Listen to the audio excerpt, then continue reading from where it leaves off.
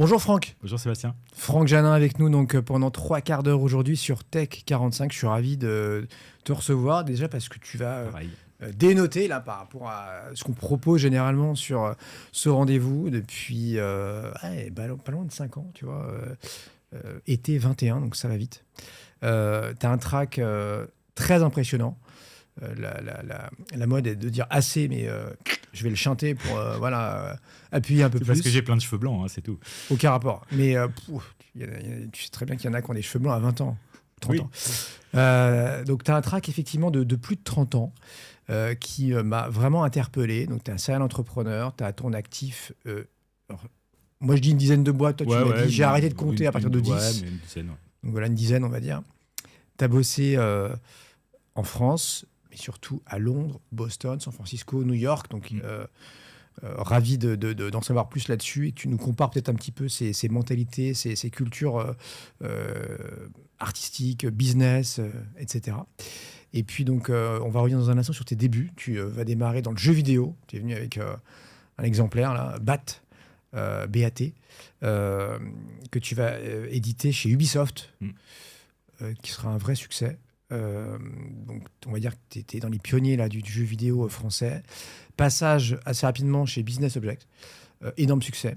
Là, success story française. Première boîte, pour ceux qui ne connaissent pas leur classique, allez voir ça. Première boîte européenne. Ça, on pourrait dire du logiciel qui va aller se coter au Nasdaq. Et il n'y en a pas eu beaucoup depuis. Hein. Je pense que ça se compte d'une seule main, quand on parle en tout cas de la French Tech. J'ai en tête...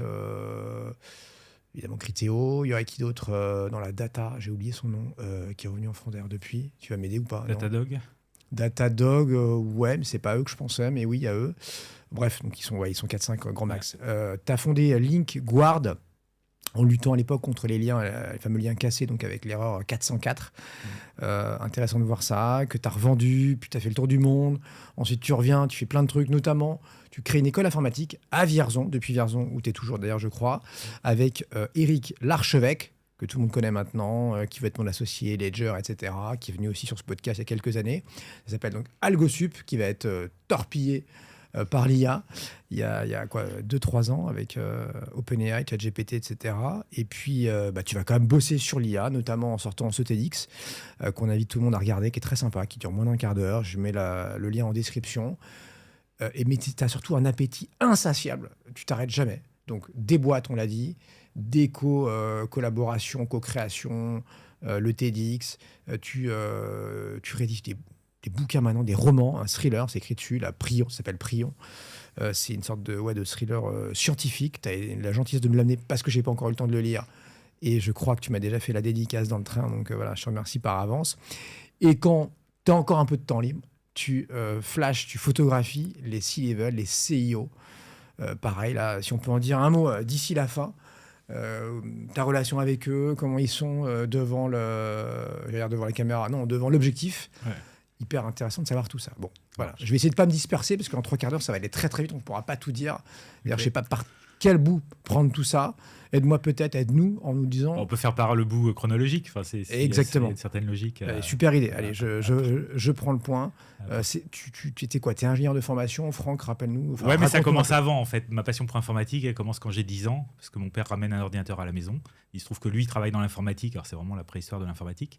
C'est 1980, c'est 2 ans avant que l'IBM PC ne sorte. Donc, c'est vraiment... une bizarrerie, une rareté. Il ramène quoi? Il ramène un SWORD M23, une machine japonaise incroyable, qui n'a pas eu de succès parce que c'était extrêmement confidentiel.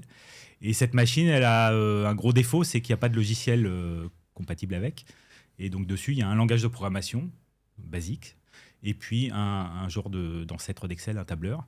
Et donc moi, je me mets à programmer pour pouvoir jouer à des jeux vidéo qui n'existaient pas sur cette machine. Donc, mais il n'y a pas de lecteur de disquette, on peut rien... Alors si, il y a un lecteur de disquette, mais il n'existe pas de logiciel pour cette machine. Personne n'a développé de logiciel pour cette machine. Il y a juste les deux qui sont fournis avec. Donc toi, tu vas coder ton propre jeu. Et donc je commence à développer des jeux vidéo pour pouvoir jouer avec cette machine, parce que c'est le seul truc qui m'intéressait.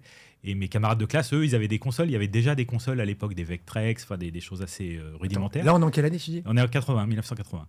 Waouh. Donc on est 45 ans. Non, 55 ans. Attends, je suis perdu. 80, aide-moi là. Non, 45 ans avant le vibe coding, quoi. Ouais. Comment tu regardes ça, toi, aujourd'hui? C'est hallucinant, enfin, le changement qu'il y a eu, mais même la capacité de stockage. Enfin, là-dedans, alors, je le montre, puis je le décris pour ceux qui sont pour ceux qui te voient, et pour tous les autres, voilà, tu vas le décrire. donc Bat 2 qui est sorti en 92, si ma mémoire est bonne. Donc 12 ans après, t'as quel âge? T'es jeune adulte? J'ai 22 ans en 92. Ok. Sur 5 disquettes. Et je crois qu'une disquette, je ne veux pas dire de bêtises, hein, donc des disquettes 3 pouces et demi, donc c'est un carré de plastique qui fait 8 cm de côté avec un disque magnétique à l'intérieur. Je crois qu'on mettait 64 kilooctets sur une disquette, quoi. Maintenant, sur la moindre clé. 64 000 octets, 65 000 octets. Incroyable. 65 000 caractères. Aujourd'hui, la moindre clé USB, elle a 1 million de fois ça. Voilà. Okay. Donc c'est quand même vertigineux. Et pareil, l'Atari ST sur lequel ce jeu tournait, il y avait 512 kilooctets de mémoire, quoi. Donc un jeu là-dessus, un demi-mégaoctet de mémoire. ado, il tient 3 secondes. Enfin, s'il arrive à le mettre déjà dans une machine, mais il tient 15 secondes. Enfin, il dit, mais c'est quoi ce truc-là? C'est moche, ça ressemble à rien. Ouais, alors il y a du rétro gaming. Hein, les gens, l'intérêt du jeu, on joue bien à des jeux de cartes ou à des jeux de plateau. L'intérêt du jeu, il n'est pas lié à la technologie, il n'est pas lié aux effets spéciaux et au nombre de pixels. Hein. Donc, c'est des jeux qui étaient extrêmement prenants, extrêmement variés, où on jouait pendant des heures. Et je crois que ça reste. Tu m'as fait un bond en avant, donc merci mille fois, Franck. 22 ans, donc t'édites ça quoi, avec des copains, c'est ça? Mais, ouais, alors, je crois qu'on s'est rencontrés à l'école. En tout cas, il y avait un à l'Essier qui bossait déjà avec Ubisoft, qui avait des contacts avec Ubisoft. Il avait, je crois, édité déjà un jeu sur Hervé Lange. Il avait édité un jeu sur Amstrad avant Bat. Et puis, donc, on a fait Bat 2, qui a été le plus gros succès d'Ubisoft. On a vendu 100 000 exemplaires. À l'époque, c'était énorme parce que le milieu du jeu vidéo était un tout petit marché. C'est le premier gros succès d'Ubisoft. Ouais. Incroyable. Ouais. Bat 2, raconte l'histoire en un mot. Enfin, on fait quoi? C'est un jeu d'aventure, c'est une ambiance à la Blade Runner, ça se passe dans le futur, et on a une enquête à mener, et à l'intérieur de cette enquête, on interagit avec des personnages, on pose des questions, on collecte des objets, on fait du troc, voilà, et puis il y a des petits jeux d'arcade à l'intérieur du jeu.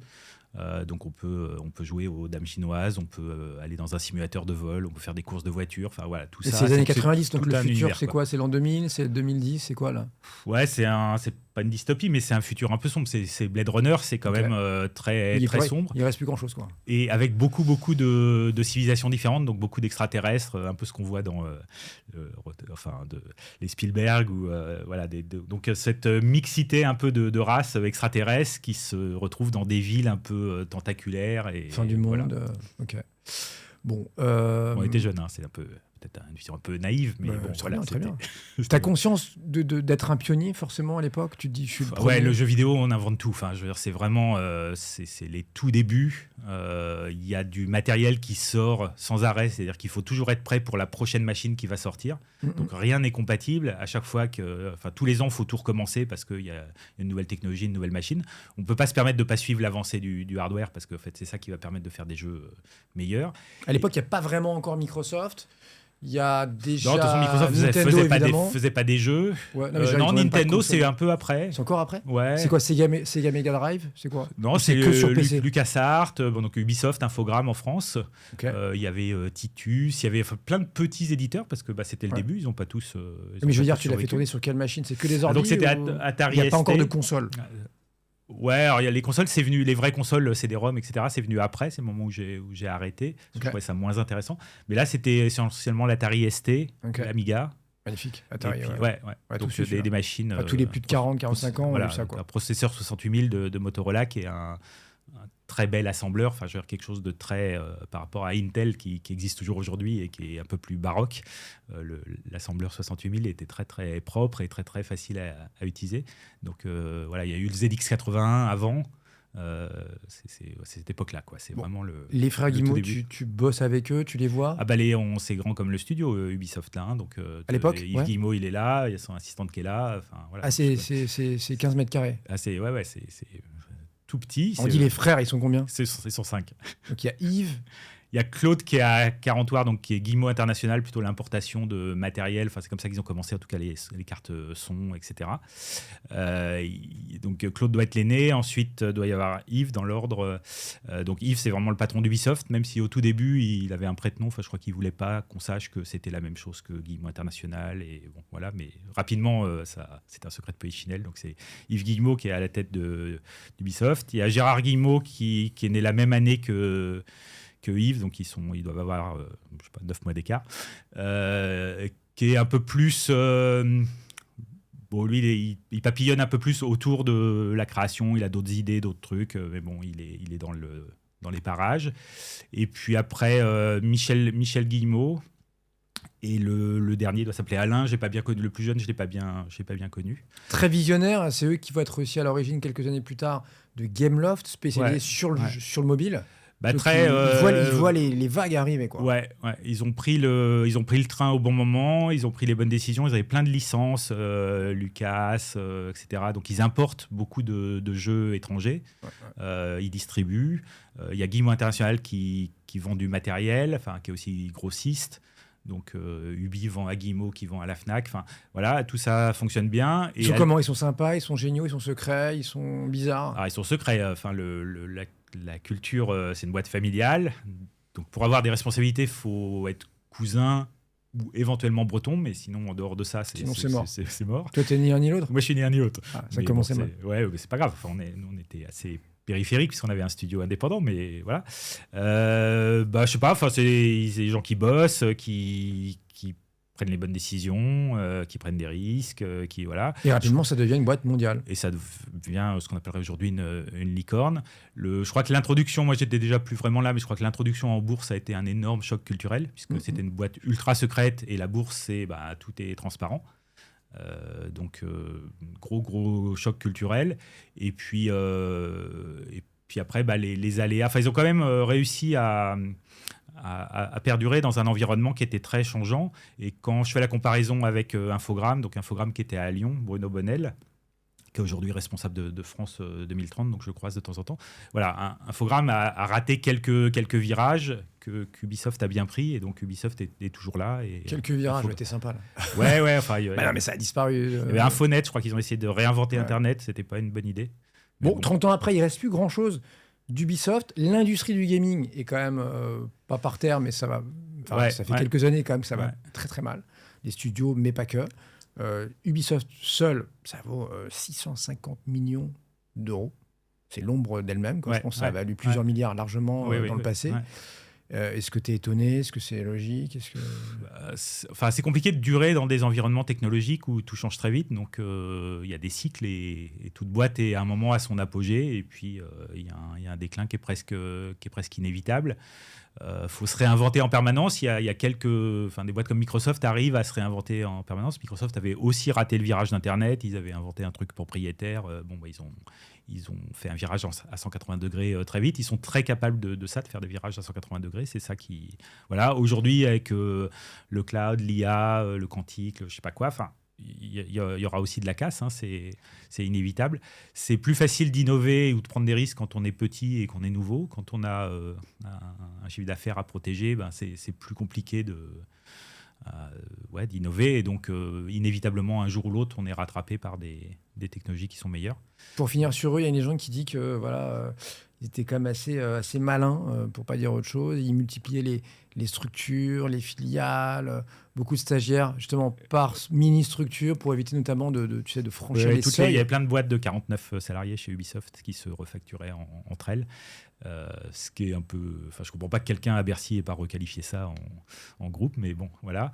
Et puis, il y avait Mamie Guillemot au début qui venait faire les payes par chèque, qui distribuait des chèques à tous les salariés dans une petite banque bretonne. Donc, il y avait 3 jours de date de valeur. Enfin, les gens n'étaient pas payés le premier du mois parce que le temps qu'ils encaissent leurs chèques, etc.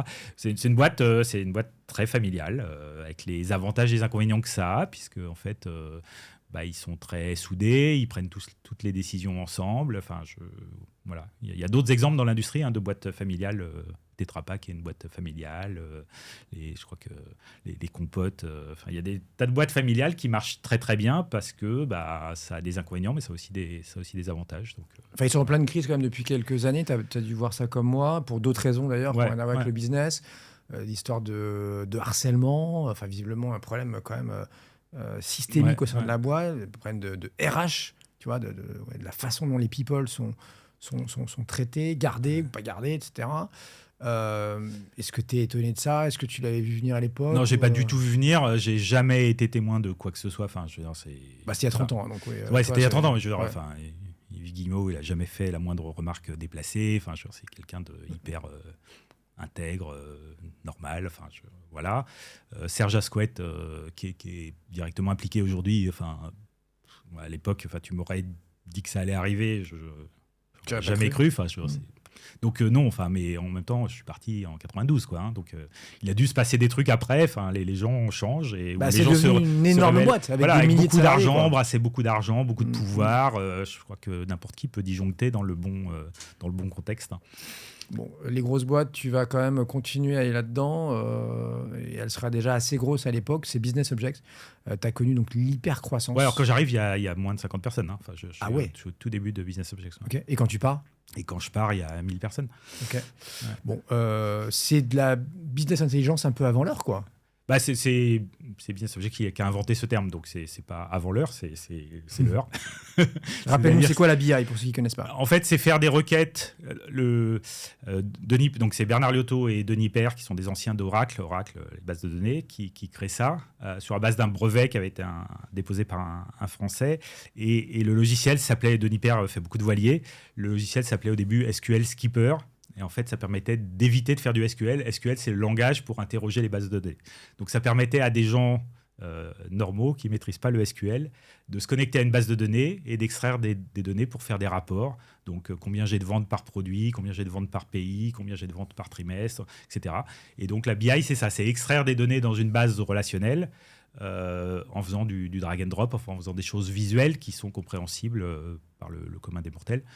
Un genre de super Excel, si on veut caricaturer. En tout cas, quelque chose qui permet de faire parler des données qui existent déjà dans l'entreprise, mais qui étaient jusqu'alors réservées aux informaticiens parce qu'il fallait utiliser un langage un peu ésotérique pour les extraire.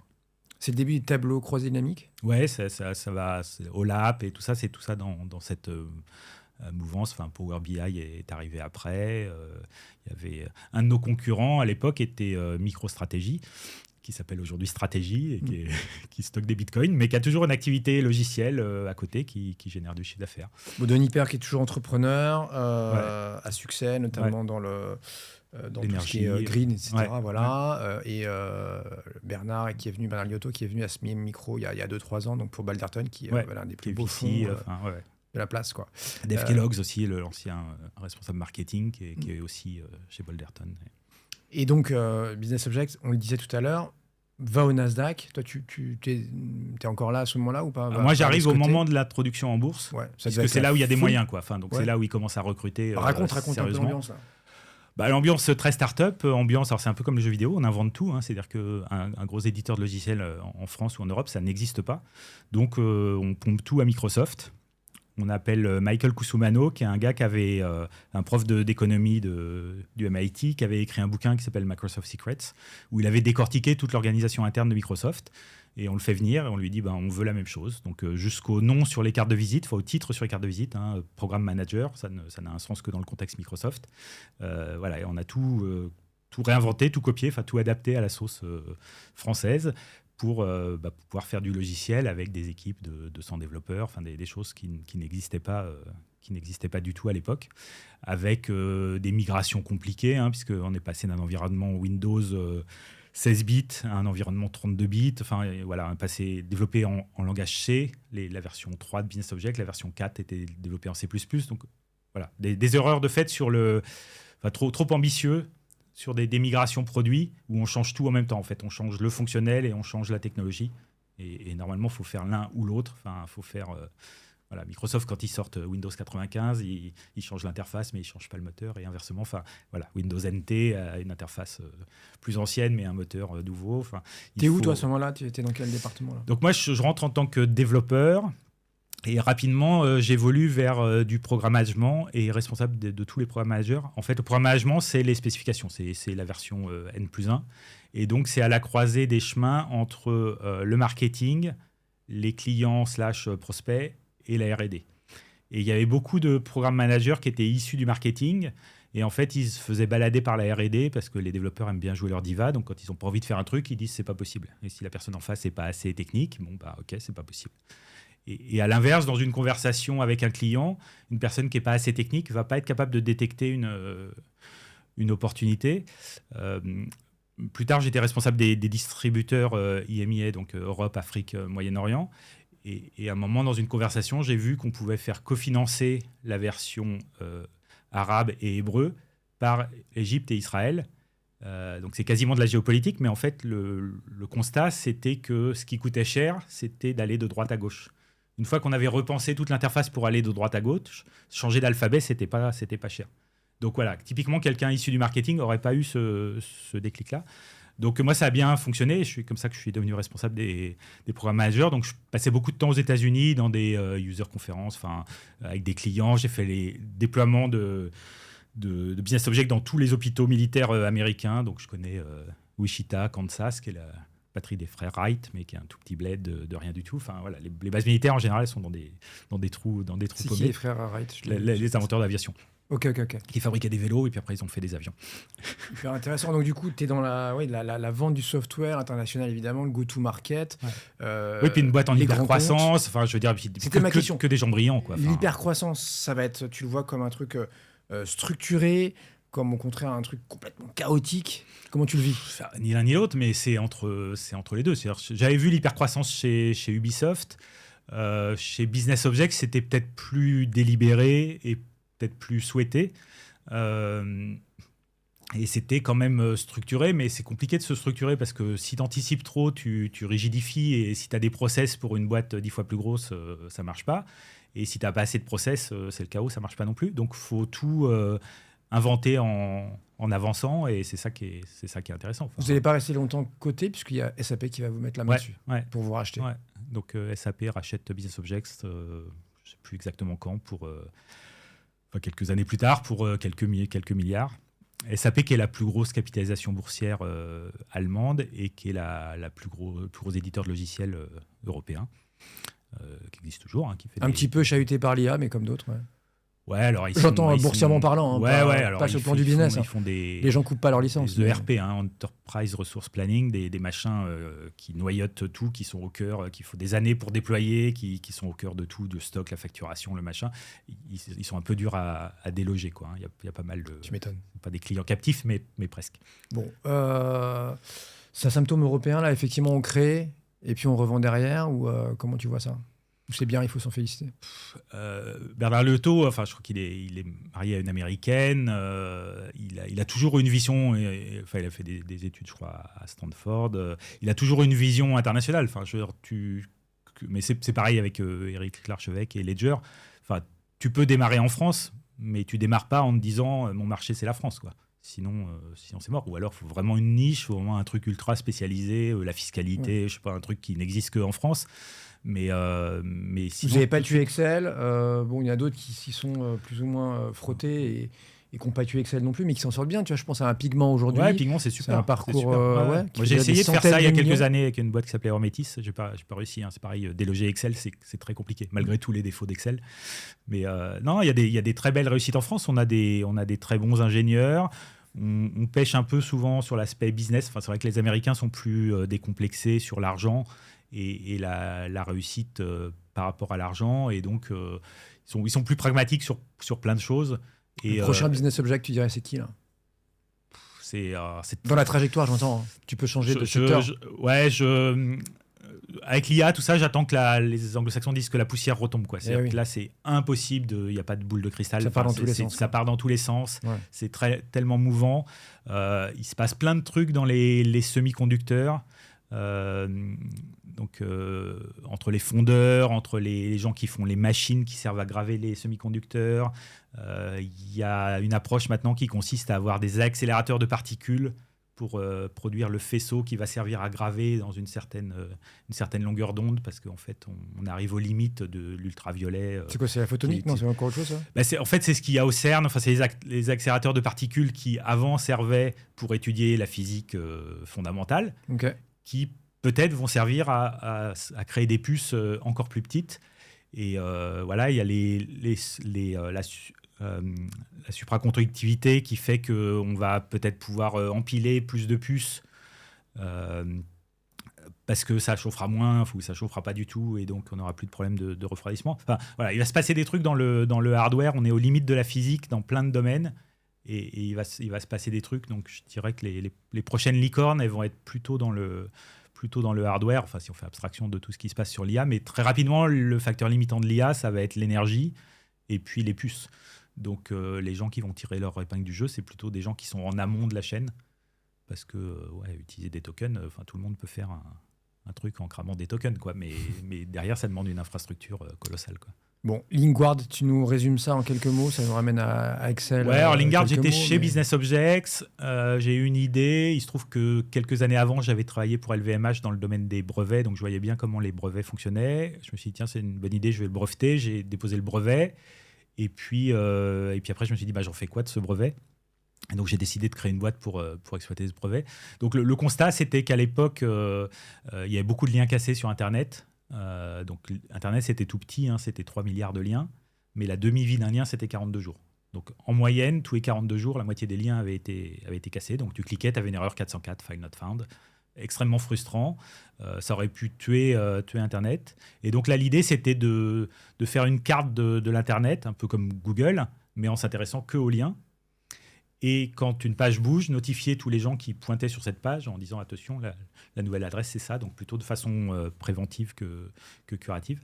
Et donc on avait 40 téraoctets de base de données, ce qui était énorme à l'époque, et on surveillait le web en temps réel. Et il y a des mois, on consommait plus de bandes passantes que AOL. AOL était un des gros fournisseurs d'Internet de l'époque. Et on a fait une base Microsoft SQL Server de 40 téraoctets, sachant que la plus grosse base, le plus gros déploiement SQL Server, c'était 4 téraoctets en interne chez Microsoft.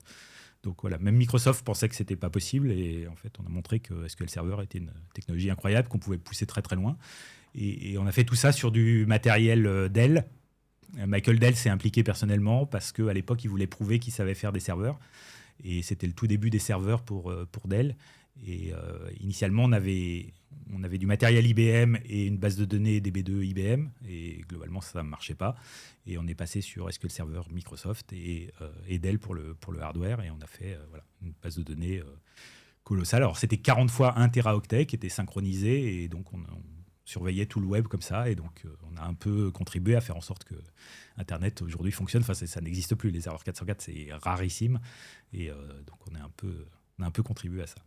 Pour autant, pas un succès commercial énorme, et donc tu vas revendre ça après, c'est l'explosion de la bulle Internet. Il y a une histoire de timing. Donc, démarré en février 99, vendu en juin 2002.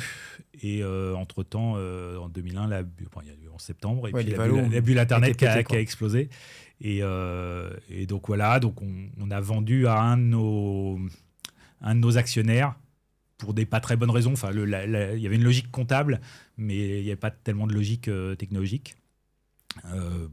C'est pas grave, je suis passé à autre chose, et notamment j'ai fait un tour du monde pendant 2 ans, et donc ce qui m'a permis d'assouvir ma passion et du voyage et de la photo.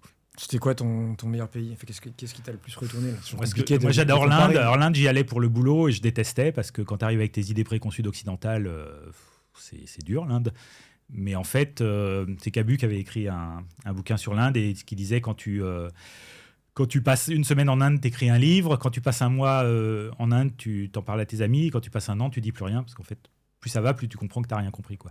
Et en voyageant en Inde, en faisant l'Inde rurale et vraiment en prenant du temps, etc., j'ai compris que ce n'était pas du tout le chaos. C'est juste un mode d'organisation complètement différent, et qui est probablement le seul qui peut fonctionner là-bas. Donc j'adore l'Inde, je trouve que c'est une autre planète. C'est un bordel organisé, alors qui fonctionne, oui. C'est même pas le bordel, c'est juste, ça repose sur l'abondance de main-d'œuvre. Et il vaut mieux, tu vas à la banque, il y a un mec, il est payé pour remplir les encriers. pour les tampons et c'est son boulot, et il fait vivre sa famille et voilà quoi. Donc la productivité, c'est un gros mot. Ça, c'est une caractéristique de beaucoup de pays émergents. C'est pas que l'Inde, non? Ouais, mais alors l'Inde, il y a vraiment beaucoup de monde. C'est-à-dire tu débarques quelque part en Inde, même s'il y a personne. Hein. Donc nous, on faisait ça s'appelle de l'overlanding, c'est un camion qui est aménagé.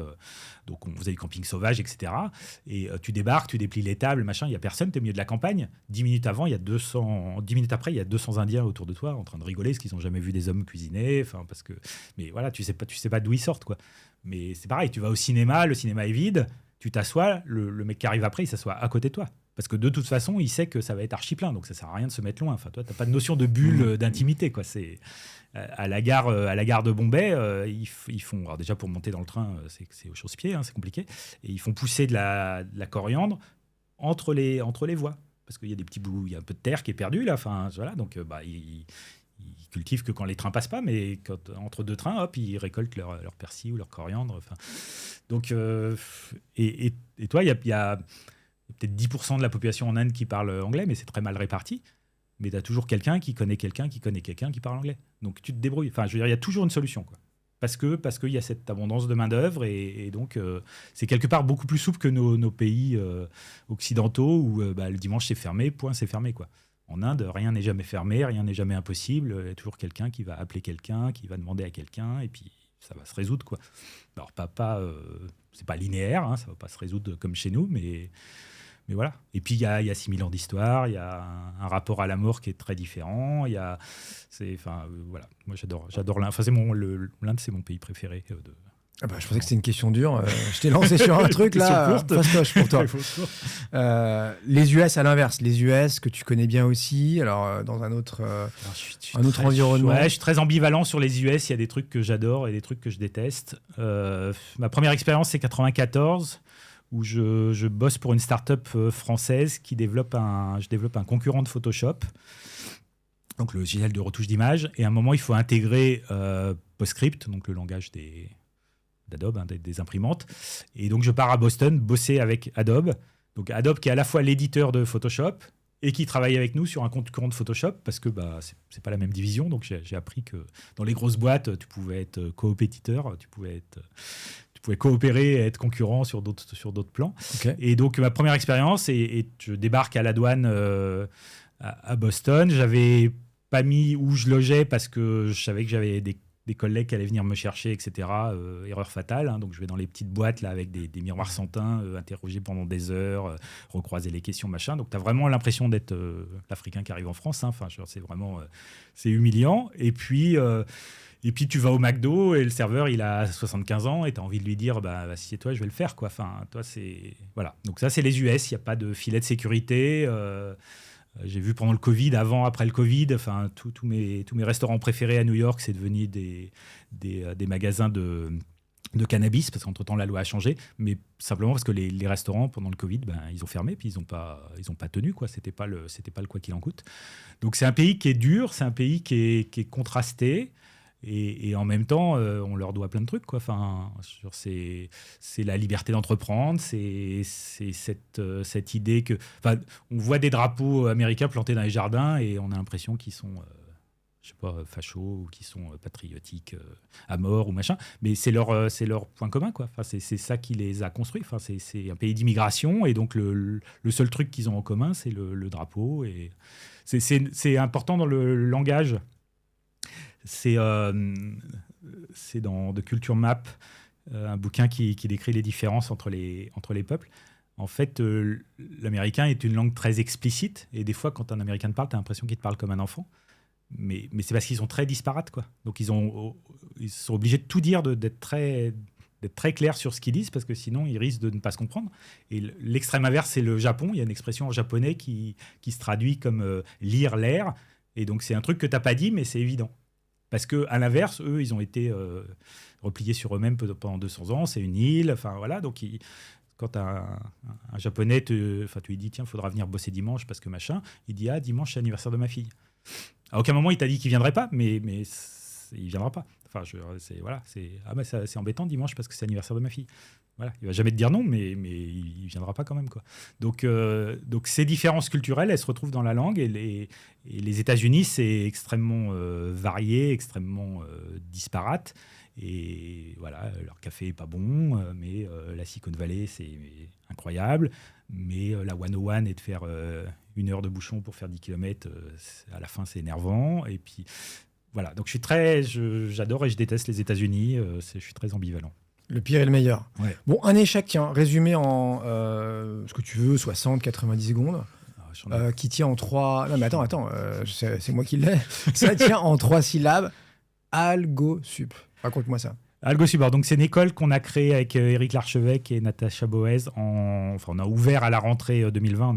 On avait commencé à bosser dessus en 2019. Il se trouve que j'ai fait mes études en même temps qu'Éric dans la même école, mais on s'en rappelait plus, donc on s'est redécouvert après. Et l'idée, c'était de faire une école de développement logiciel très ambitieuse, où on fait tout en anglais, où on apprend vraiment les fondamentaux, les choses qui se périment pas vite, pas le dernier framework à la mode qui a la durée de vie d'un pack de lait.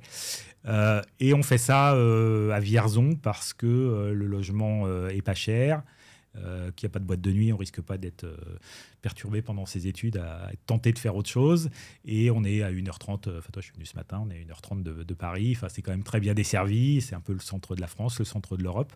Voilà, donc bon, sur le papier, super, projet très ambitieux. Alors il y a eu un certain nombre de vents contraires, notamment... À peu près tout le monde a eu la même idée en même temps, c'est-à-dire qu'il y avait une grosse pénurie de développeurs, et donc il y a un nombre d'écoles d'informatique qui sont ouvertes, qui ont poussé comme des champignons. Bon, y compris des gens qui avaient fait HEC, et puis qui prenaient un tableur et qui disaient tiens, où est-ce qu'on peut gagner de l'argent, tiens, on va faire une école d'informatique. Des gens qui étaient peut-être moins légitimes que nous. N'empêche qu'on s'est retrouvés avec 5 fois plus de concurrents que quand on a démarré. On a aussi démarré en plein Covid. Donc, premier mois confiné. Donc, on ne pouvait pas aller dans les lycées pour recruter. Voilà. Il y a eu aussi une baisse de niveau très nette par rapport au Covid. Il y a des lycéens qui n'ont jamais mis les pieds au lycée pendant leur terminale à cause du Covid. Donc, ça a été compliqué de démarrer. On a eu beaucoup moins d'effectifs que ce qu'on avait prévu, ce qui était compliqué au niveau de la rentabilité. Même si on était prêt à investir, ça n'était pas le critère premier. Et puis, je crois que le coup de grâce a vraiment été l'IA, avec la sortie de ChatGPT, où les élèves se sont mis à se reposer sur l'IA pour tout. Et quand on a compris ça et qu'on a commencé à faire des examens à l'ancienne, tableau blanc, on pioche un sujet dans un bocal et puis on y va, il ne se passait plus rien, quoi. Ils avaient complètement délégué leur pensée à l'IA. Et je crois qu'il y a une vraie différence entre des gens qui savent déjà faire et qui servent de l'IA pour gagner en productivité, et des gens qui ont besoin d'apprendre et qui utilisent l'IA pour faire à leur place. Et ça, c'est dangereux. Alors, je comprends la tentation. C'est sûr que on cherche toujours à optimiser. C'est le moindre effort. Mais c'est contre-productif dans un contexte d'apprentissage, parce que l'apprentissage, ça demande toujours un effort. C'est-à-dire que... L'apprentissage, c'est recabler le cerveau. Recabler le cerveau, ça demande de l'énergie. Et donc, ça ne peut pas se faire sans effort. S'il n'y a pas de difficulté, c'est qu'on est en train de rien apprendre. C'est qu'on savait déjà. Donc, avoir 20 ans en 2026, ce n'est pas évident. Non, ce n'est pas du tout évident. Le monde est anxiogène. Le monde est compliqué. Le réchauffement climatique, l'IA, la géopolitique. Non, c'est très compliqué. Et on peut même se demander l'intérêt des études supérieures, si elles ne sont pas complètement dépassées. Laurent Alexandre a écrit un bouquin là-dessus. L'IA change radicalement la donne, c'est-à-dire qu'il faut peut-être être plus humain et donc être plus empathique, développer les compétences qui nous sont propres, et puis être manager de ces IA. Peut-être que demain, tout le monde sera manager d'une équipe d'IA. Donc, ce n'est pas exactement les mêmes compétences. Ça ne sert à rien d'être spécialiste, parce que l'IA sera toujours... elle est plus érudite que nous, elle a tout lu. Donc, l'IA sera toujours plus experte dans un domaine particulier. Par contre, C'est comme un stagiaire qui aurait des dizaines de doctorats, quoi, et de temps en temps, il fait des conneries parce que c'est un stagiaire. Donc, il faut surveiller, il faut découper, manager, arbitrer, parce que finalement, qu'est-ce qu'on veut comme résultat? Donc, c'est à nous de décider. Mais ouais, l'IA, c'est compliqué dans plein de domaines, quoi. Bah, t'en as fait un TEDx, hein. Alors, j'ai fait un TEDx qui a 3 ans. Ouais. Donc, c'est au début de ChatGPT. Et je suis content parce que ça n'a pas pris une ride. Enfin, si c'était à refaire, je dirais à peu près exactement la même chose. Tu poses plus de questions que tu affirmes. Donc ça, c'est... Soit, mais je... smart, quoi. Est-ce que l'IA est intelligente? Est-ce que... Alors, le TEDx, c'est ça. Hein, c'est fait pour faire réfléchir, le TEDx. Ouais. Mais bon, je tranche quand même. Je dis que oui, elle est intelligente à sa façon.